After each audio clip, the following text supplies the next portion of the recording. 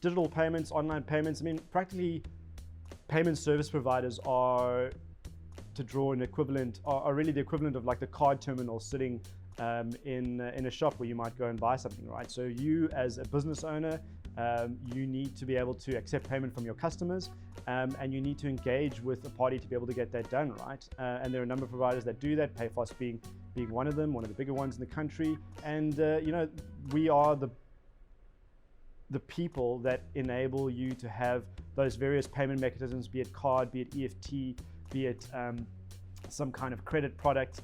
You know, we try and take away or at least solve that complexity and present a simple turnkey online payment processing solution for businesses, individuals, and non-profit organizations to accept payment from their customers via a variety of different channels, but digital channels, right? So whether it be on your website or in an app or you know, through a recurring billing, there's a number of different ways to pay these days, but all of them being really digital payment mechanisms rather than necessarily on a website particularly. It definitely is evolving.